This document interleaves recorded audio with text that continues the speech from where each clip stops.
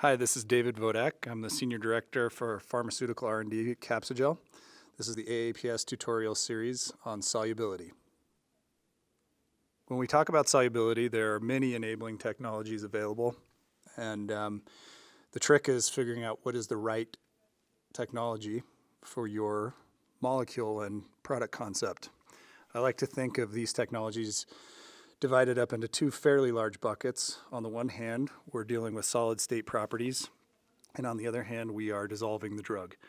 Altering the solid state properties involve things like changing the energy of the crystal structure in a polymorph form or breaking the crystal structure altogether and ending up with an amorphous system.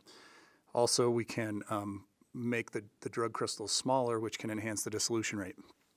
On the other side, the solvation and dissolved technologies, here we're getting rid of the low energy crystal structure by putting the drug in solvent systems where the crystal goes away, and we use that to enhance the solubility. In the middle are things like melt extrudates and co-crystals, if anyone would like to hear more about any of these technologies, I recommend the reference by Williams et al. Listed here, which is an excellent reference. So a quick review over how does a drug get absorbed, and therefore identifying potential barriers for absorption and therefore enhanced bioavailability. When a drug crystal or format enters the intestine, many things need to happen in order for it to end up in the bloodstream and interact with the target to provide efficacy against the disease state. Initially, the drug format, drug crystals have to dissolve. So we have to produce some amount of individual dissolved drug molecules in the intestinal lumen. Most of the drugs that are BCS class 2 really dislike the aqueous environment of the intestine. And so being able to rapidly get a large source of drug is an important step. And the amount of drug, therefore the solubility in that aqueous environment, is important because it provides a driving force to push that drug across the intestinal epithelial layer and into the plasma. A boundary layer acts as a significant resistance because it's not mixed, so a drug has to convectively diffuse across up to the boundary layer in a solvent system that it really dislikes, and that can provide a very high barrier. And then lastly, the drug must passively diffuse across the lipophilic membrane, where if the drug is too large or charged, can sometimes have a disfavorable interaction with the membrane and therefore not want to go across. And when we talk about even once the drug has reached that stage, the body still has mechanisms where it can either push the drug back out of the cell in an efflux mechanism or actually interact with an enzyme and break the drug down into a non-efficacious form. The technologies that we'll speak to are centered around dealing with the physical chemical obstacles, such as slow dissolution rates, low aqueous solubility, and the boundary layer. So a key to getting to an efficient product development program is understanding what problem you're trying to solve and therefore what technology is going to be the basic fix.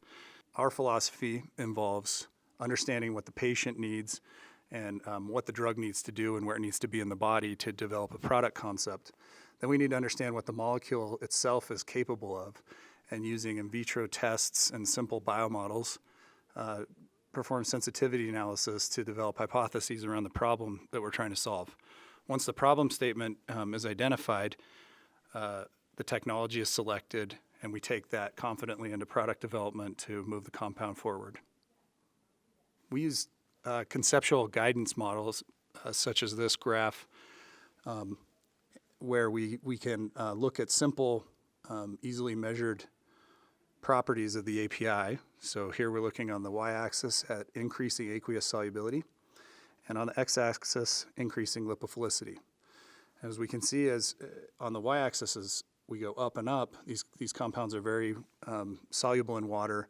It's not hard to get high fractions of free individual dissolved drug molecules and therefore good absorption.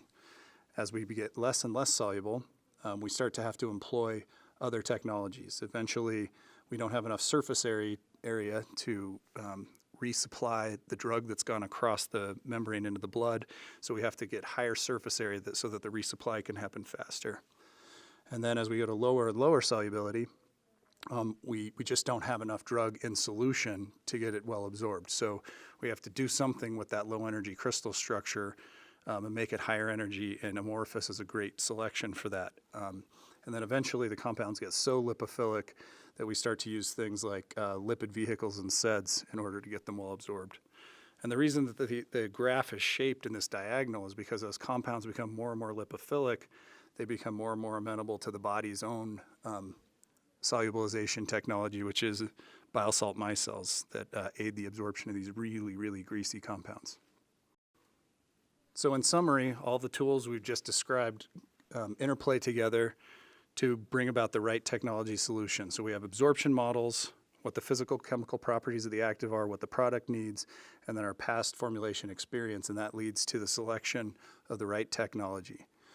We presented several posters around this approach and some of the technologies at the 2016 annual AAPS meeting in Denver, and we'd like you to check them out if you're interested. Thank you.